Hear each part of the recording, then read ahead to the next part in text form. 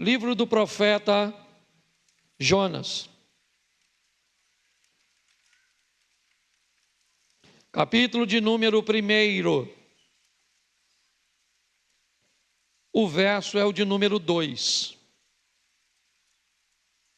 Jonas capítulo 1, verso 2. Se você nunca leu esse livro, ele é pequenininho, de apenas 4 capítulos. Vale a pena. 10, 20 minutinhos. No máximo, você lê o livro com facilidade. Verso 2. Levanta-te, deixa eu ficar aqui. Dispõe-te, vai à grande cidade de Nínive e clama contra ela, porque a sua malícia subiu até mim. Feche os seus olhos. Senhor nosso Deus e Pai, em nome de Jesus, eu quero te agradecer por tua palavra, por tudo aquilo que o Senhor tem feito até aqui, nesta noite. O Senhor moveu corações para te adorar em louvores, moveu corações para te adorar com recursos financeiros. Cremos que o Senhor curou nesta noite e agora o Senhor vai continuar falando conosco. Pelo poder do nome de Jesus, te agradecemos. Amém. Glória a Deus. Amém. Bom, eu quero ressaltar hoje rapidamente o relacionamento desse profeta com Deus e as coisas que Deus vai fazer através deste homem, mudando este homem de lugar. Em alguns momentos até parece que o Jonas está tomando algumas decisões erradas. Mas nós vamos ver como Deus faz para desempenhar seu desejo, sua vontade, e como Jonas vai mudando de ambiente, e para onde ele vai, Deus vai fazendo coisas no ambiente, mas vai também moldando o seu profeta. O verso que nós lemos define um nível altíssimo de intimidade entre Jonas e Deus. O pobre mortal Jonas, limitado como todos nós, ferido por circunstâncias da vida, é capaz de ouvir a voz de Deus. O texto diz que o Senhor conversou com Jonas, dizendo para ele: levanta-te, dispõe-te, vai à grande cidade de Nínive e clame contra ela, porque a sua malícia subiu até a mim. Note que na ótica de Deus, Nínive está com um estilo de vida que não o agrada. A forma como os ninivitas estão vivendo não agradam a Deus. Eles são maus. E pela maldade cujas quais eles estão inseridos, eles estão perdidos, longe do Senhor. Então Deus tem um projeto de salvar aquele povo. Por isso que a mensagem não vai a favor, ela vai contrária. O propósito da mensagem que Deus está orientando Jonas a levar até Nínive é uma mensagem de oposição ao estilo de vida, aos atos, à maneira de viver. O que Jonas vai levar aos ninivitas é uma mensagem que diz: o que vocês estão fazendo não é certo. Vocês precisam, certo? Rever a rota de vocês, a forma de vocês viverem, porque dessa forma vocês estão perdidos. Essa é a ótica de Deus. Na ótica de Deus, os ninivitas não estão vivendo bem. Mas olha o alinhamento do profeta com Deus. Na ótica do profeta, Nínive também não merece. O profeta é capaz de concordar com Deus que o estilo de vida realmente não é bom, não é adequado. Alguns defendem alguns motivos, algumas razões pelas quais Jonas não gostaria de estar ali, quer por medo, quer por ter sofrido danos, certo? Em sua casa e a sua família, por ataques dos ninivitas. Mas o que eu quero chamar a sua atenção é que há um alinhamento entre a mente de Deus e a mente do profeta. Deus olha para o povo e diz que o povo está vivendo um estilo de vida incorreto. Jonas enxerga do mesmo jeito. Então eles estão alinhados.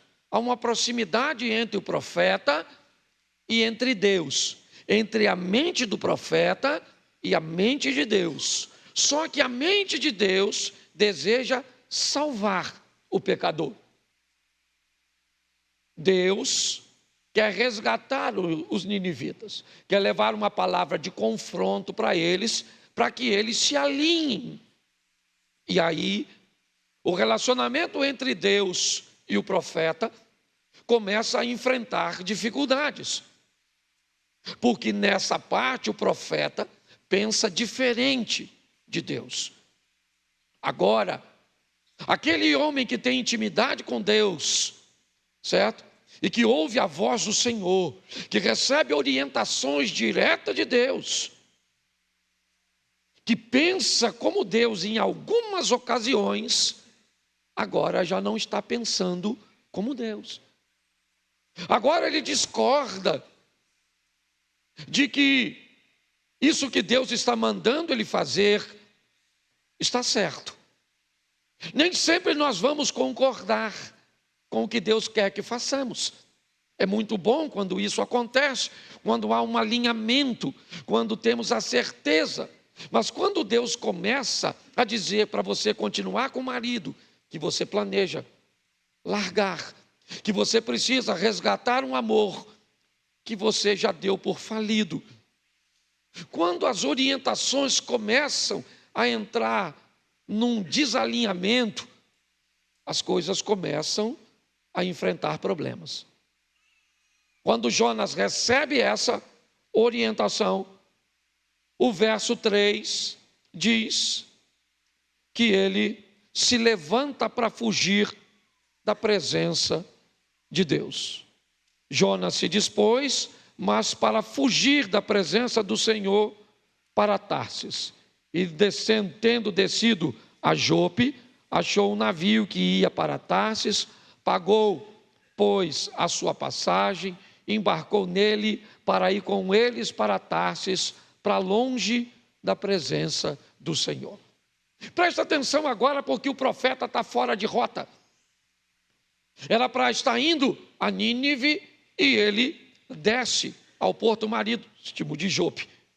Sua proposta é ir para a Espanha, para Tarsis. Ele então compra uma passagem e entra no barco e vai fazer a viagem. Bom, ele está desobedecendo a Deus, mas ele é servo de um Deus que quer salvar. Jonas não está onde Deus gostaria que ele estivesse, entre aspas. Por quê? Porque Jonas está num ambiente onde tem pecador. E onde tem pecador, Deus quer manifestar a salvação. Posso ouvir um amém? Isso. Por que é que na sua casa tem gente que precisa conhecer o Senhor e você conheceu primeiro? Por que é que no seu bairro, no seu clube, onde quer que seja, certo? Tem alguém com um comportamento como o dos ninivitas, um comportamento reprovável, um comportamento que precisa de confronto, mas um comportamento que precisa, certo? Que é reprovável, que precisa de confronto, mas que precisa ser feito com o propósito de salvação e não de destruição. A mente do profeta vai precisar mudar, mas vai levar um pouco mais de tempo, porque às vezes mudar um crente é mais difícil do que mudar um descrente, um novo convertido. E nós vamos olhar agora. A história eu acredito que a maioria conhece. Jonas compra uma passagem, entra num barco, desce ao porão, vai dormir e a tempestade vem.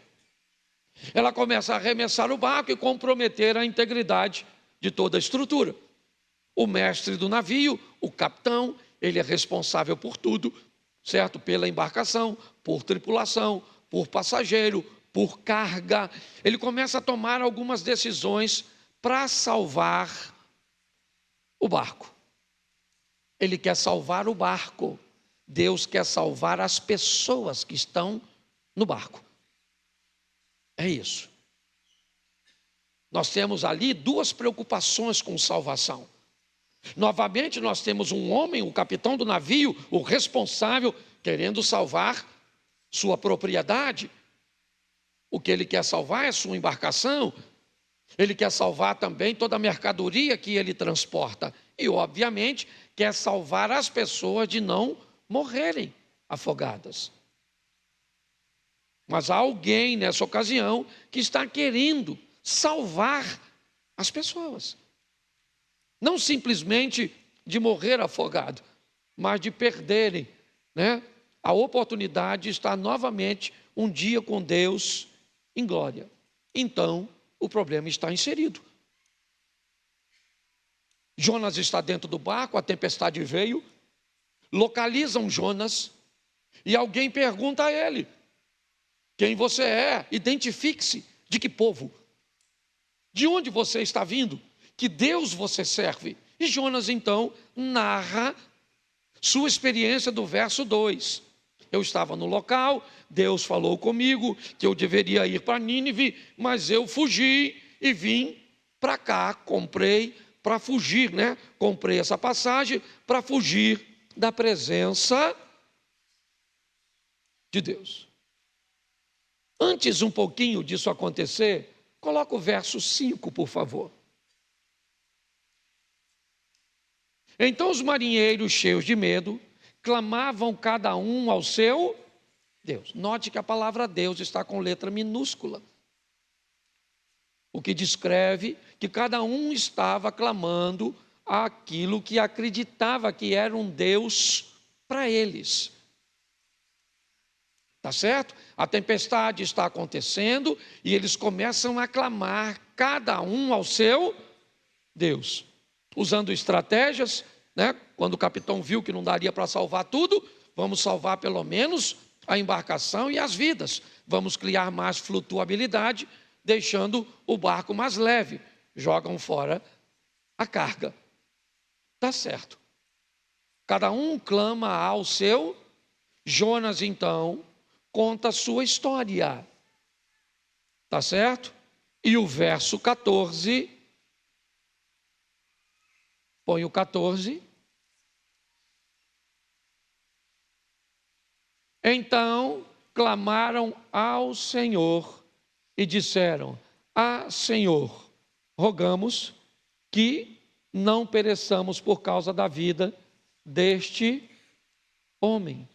Preste atenção que agora, aqueles que clamavam no verso 5, cada um ao seu Deus, estão em unidade clamando cada um ao Senhor, ao Deus de Jonas. Quando eles viram o que Deus de Jonas era capaz de fazer com um homem, a força que era capaz de tratar um desobediente, desalinhado com ele, eles deixam o verso 5, vão para o verso 14, cada um agora clamando ao Senhor. Então note que há um movimento dentro daquele barco, que o verso 16 vai, põe para a gente, por favor. Temeram, pois, estes homens em extremo ao Senhor e ofereceram sacrifícios ao Senhor e fizeram votos. Bom, agora está resolvido. O problema está resolvido, certo? Temeram ao Senhor, fizeram votos ao Senhor, ofereceram sacrifícios ao Senhor, e agora aquele barco sabe quem é o Deus verdadeiro. Então está na hora de tirar Jonas de lá. A missão acabou. Deus salvou as pessoas que queriam. O barco está salvo, está tudo certinho, todo mundo lá dentro sabe que ele é Deus. Então a missão de Jonas havia terminado, certo? Então ele é lançado fora do navio. Isso precede um pouquinho o texto que eu estou dizendo, mas eu estou só te mostrando o que está acontecendo. Por que Jonas foi lançado do navio para fora? Porque a missão dele dentro do navio acabou. E quando a missão acaba, está na hora de ir embora. Está na hora de descobrir qual é a próxima missão. O que Deus tem agora para fazer através de mim. Eu preciso estar pronto para os novos ciclos da minha vida, onde um encerra e onde outro começa. Então acabou. Então Jonas é jogado para fora do mar, ou para fora do barco. E o verso 17, deparou-se, que tradução ruim é essa, hein? Eu vou ficar com a minha, pode tirar daí, por favor. Depois troca. Certo? Mudou? O Senhor ordenou um grande peixe que engolisse o Jonas. E Jonas esteve 3 dias e 3 noites no ventre do... Presta atenção. Assim que jogou Jonas fora do barco, o texto diz que o mar se acalmou. Então a situação de quem estava no barco ficou tranquila, sim ou não? Mas a de Jonas não. O mar ficou calmo para o barco e ficou calmo para Jonas. Por quê? Porque o processo foi cumprido no barco, mas ainda não foi em Jonas. Então Deus facilitou a vida dos que estão no barco e já descobriram, e já aconteceu o que Deus queria, mas Jonas ainda precisa aprender uma lição. Então a história continua. Quanto mais rápido você aprende, mais rápido, né, as coisas costumam se tornar mais leves. Mas o verso seguinte, coloca para mim. O verso 1 do capítulo 2. Então, do ventre do peixe, orou ao seu... Presta atenção. Está lá no peixe agora. Pastor, como é que isso é possível? Bom, olha, gente, não sei se você vê documentário, mas de um peixe hoje é comprovado cientificamente que tem como engolir um ser humano. Como esse ser humano ficaria vivo lá dentro? Aí é Deus. Mas engolir, você viram esse dia o cara no Chile? Engoliu com caiaque e tudo. Viu? Certo? Mas graças a Deus devolveu. O cara, achei até que era Jona. Certo? Mas estava de caiaque. Eu falei, não. Tá certo. Mas presta atenção. Agora, lá do ventre do peixe, o Jonas vai orar ao Senhor. Ele vai clamar ao Senhor. E a oração que ele faz é algo sensacional. Vamos lá. Na minha angústia, clamei ao... Isso. Lembra desse texto? Alguém lembra dele? Na verdade, ele não está orando, ele está recitando o Salmo 120. Na minha angústia, eu clamei ao Senhor. Lembra? Falando da alma dele. Livra-me, Senhor, da língua enganosa. Que será dado à língua enganosa? Brasas vivas de zimbros, setas, né? Todo o texto do Salmo 120. Ele está clamando e dizendo, na minha angústia, clamei ao Senhor e Ele me respondeu. Ele está recitando o Salmo 120, agora em sua oração. Mas, no verso 9, 2:9, me ajuda aí, irmão. Esse computador nosso, só a graça do Eterno. Mas com a voz do agradecimento eu te oferecerei, o que votei ao Senhor pertence. Preste atenção, olha a conversa que ele está tendo com Deus. O que Deus está querendo com tudo aquilo? Salvar Nínive, certo? Ele queria? Não. Então ele foge e entra no barco e Deus diz, então tá bom, vou te usar para salvar essa turma que está no barco. Salvou a turma que está no barco? Então sai do barco e vai. Agora está no vento do peixe. Aí ele diz, Senhor, né? Ou na minha angústia clamei ao Senhor. E agora ele ora a Deus e diz o quê? O que eu votei pagarei, porque a salvação pertence ao... Então tá bom o que ele está dizendo, eu vou, tá certo. Se a missão terminou, ele vai cumprir. Porque você lembra de Jó 42:2, lembra? Porque os teus planos não podem ser frustrados. Então Deus vai cumprir o seu propósito, porque Ele é soberano. E é assim que funciona. Ele diz, a salvação pertence ao Senhor e eu vou para Nínive. Então está na hora de fazer o quê? Sair do peixe. Porque a missão no peixe já se cumpriu. A missão no peixe era convencer o profeta de que do que Deus queria fazer e que ele iria ser usado como instrumento. Jonas disse, o que eu votei pagarei. E eu sei, tá bom, a salvação pertence ao Senhor. Eu não gostaria de ir lá. Mas um servo de Deus não faz o que quer, faz o que é preciso. Posso ouvir um amém da igreja? Isso. Tá certo? Ele faz o que é preciso. Então entendeu, está na hora de sair do peixe. E agora nós vamos para o capítulo 3, verso 3. Levantou-se, pois, Jonas e foi a Nínive, segundo a palavra do Senhor. Ora, Nínive era cidade muito importante diante de Deus e de 3 dias para percorrê-la, certo? Quando a Bíblia fala, percorreu a distância de um sábado, é 1.400 metros, certo? Por guardar o sábado, eles não andavam mais de 1.400 metros. Mas a caminhada de um dia, só para você entender isso, era aproximadamente entre 25 a 32 quilômetros. Vamos pegar por baixo, 25, certo? Nínive era uma cidade mais ou menos do tamanho daqui a Mangaratiba, talvez. Daqui até o Recreio dá 60 quilômetros de Xerém ao Recreio dos Bandeirantes.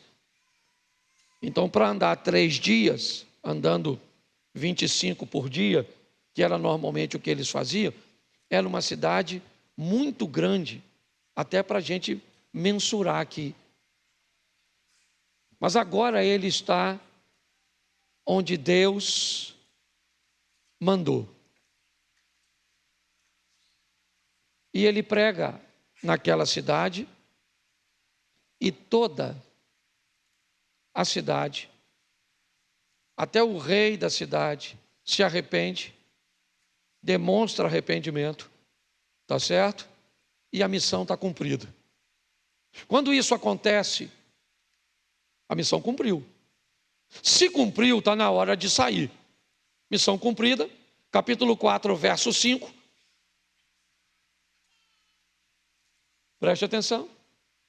Então Jonas saiu da cidade, assentou-se ao oriente da mesma, e ali fez uma enramada, um abrigo, e repousou debaixo dela à sombra, a ver o que aconteceria à cidade. Olhe bem, ele tem um prazo, depois você lê. A cidade estava para ser destruída.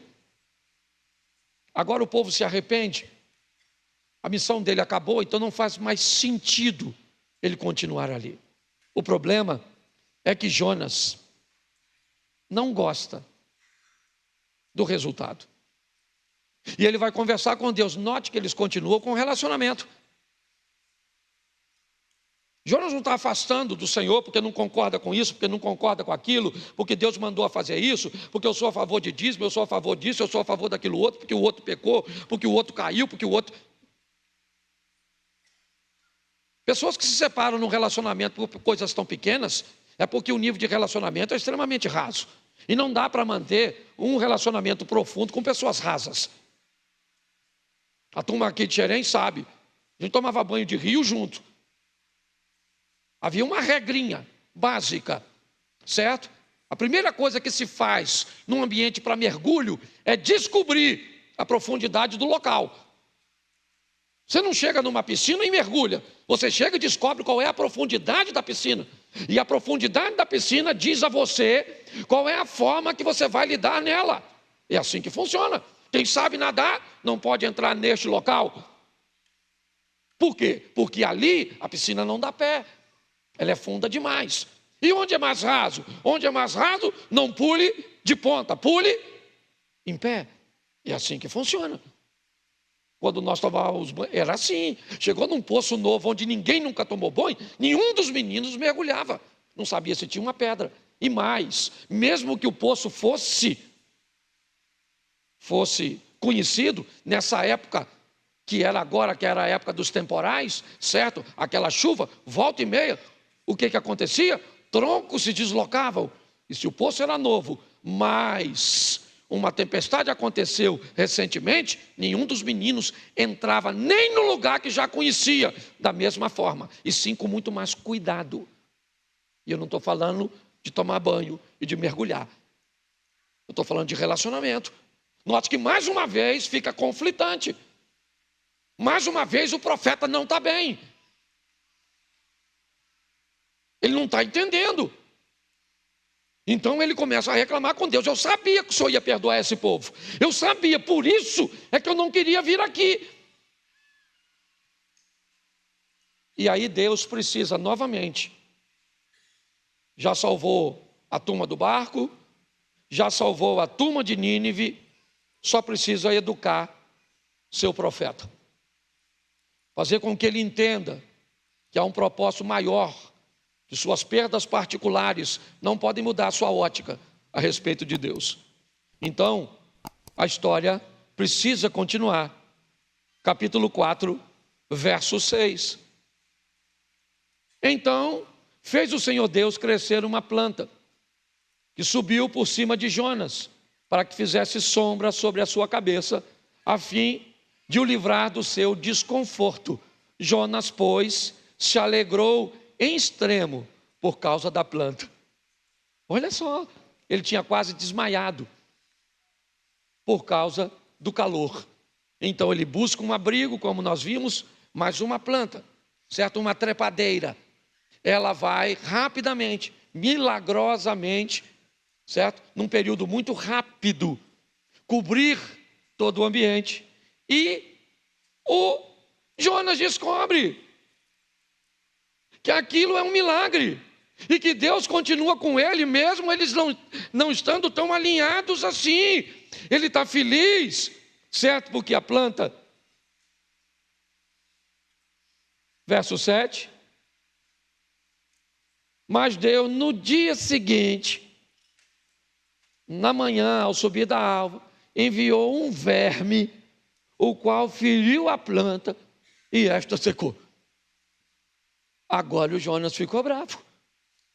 Note que hora ele está feliz, hora ele está bravo, hora ele está afim, hora ele não está. Está lembrando de alguém?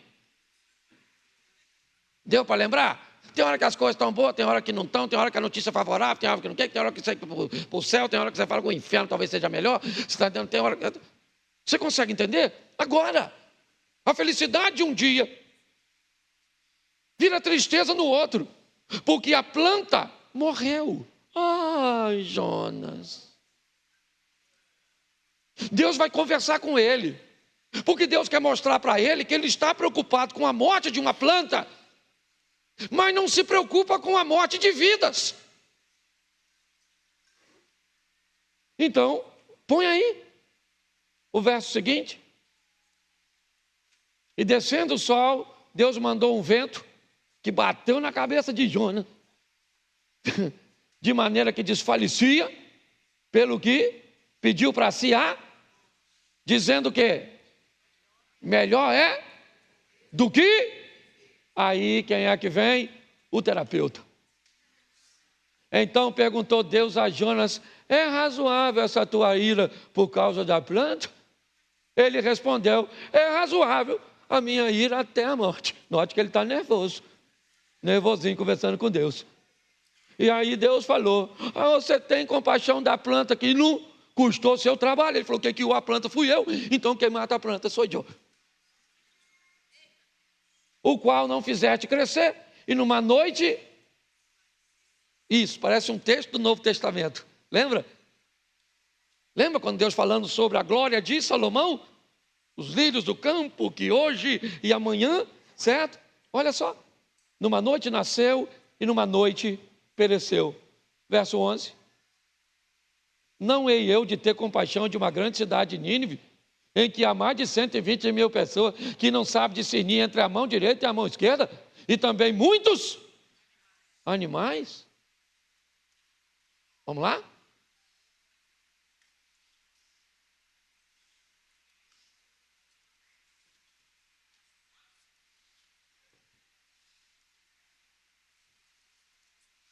Foi porque o texto acabou. Fiquei empolgado. Deixa eu pegar o meu fechamento. Preste atenção o que Deus está dizendo para ele. Olha só que coisa extraordinária. Fala, cara, você está preocupado com a planta?